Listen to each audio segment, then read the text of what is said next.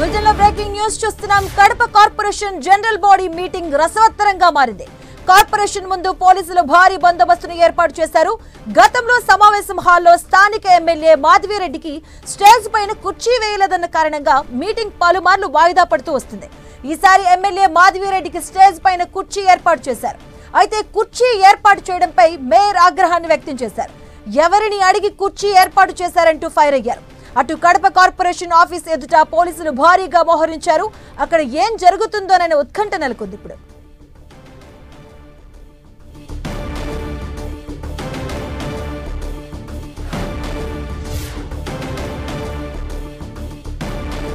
Kadapa corporation office ముందు భారీగా పోలీసులు మోహరించారు. రసవత్తరంగా మారింది Kadapa corporation general body meeting. దీనికి సంబంధించిన పూర్తి అప్డేట్స్ మా కరెస్పాండెంట్ సురేందర్ అందిస్తారు. సురేందర్,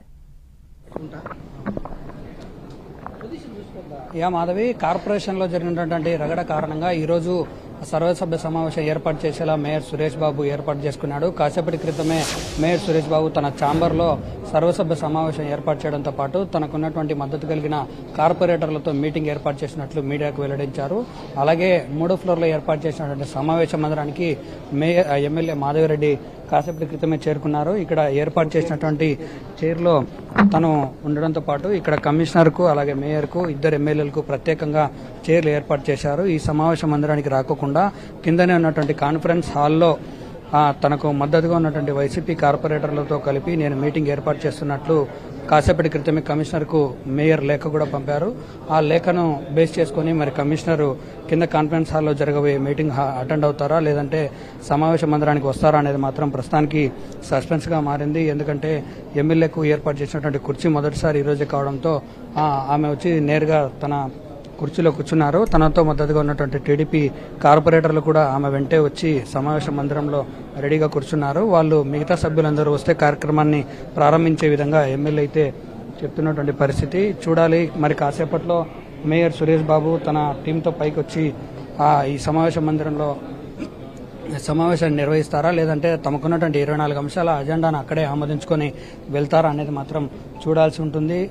దాదాపు 3 నెలల తర్వాత ఏర్పాటు చేసినటువంటి ఈ సమావేశానికి అధికార యంత్రాంగం అంతా కూడా ఇక్కడికి చేరుకొని సమావేశాన్ని సక్సెస్ చేసే విధంగా ప్లాన్ అయితే ఉంది. కమిషనర్కు లేఖ పంపారు. కమిషనర్ ఏ విధంగా స్పందిస్తారనేది చూడాల్సి ఉంటుంది. ఇది కొత్తగా ఏర్పాటు చేసినటువంటి సమావేశ మందిరం. ఈ సమావేశ మందిరంలో కార్పొరేటర్లకు కొత్తగా చైర్లు ఏర్పాటు చేయడంతో పాటు కమలాపురం ఎమ్మెల్యే పుత్తా కృష్ణ చైతన్య రెడ్డికి స్థానిక ఎమ్మెల్యే మాధవిరెడ్డికి ప్రత్యేకంగా చైర్లు అలాగే మేయర్ సురేష్ బాబుకు కూడా ప్రధానంగా మధ్యలోనే కుర్చీ ఏర్పాటు చేసే విధంగా కమిషనర్ ప్లాన్ చేసినటువంటి పరిస్థితి ఉంది.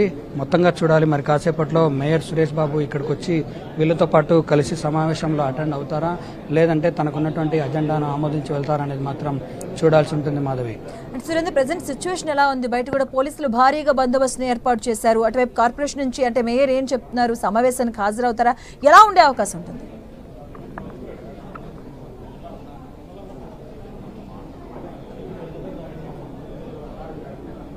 సురేందర్, నా వాయిస్ వినిపిస్తుందా?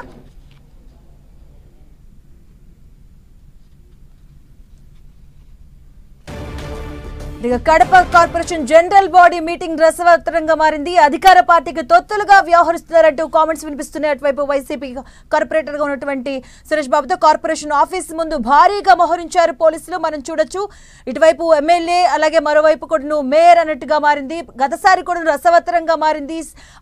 ఎమ్మెల్యేకి కుర్చీ వేయలేదన్న నేపథ్యంలో రసభసగా మారింది. ఈసారి ఎమ్మెల్యే కూడా ప్రత్యేకంగా కుర్చీ వేయడం జరిగింది. మాధవిరెడ్డికి కుర్చీని ఏర్పాటు చేశారు అధికారులు.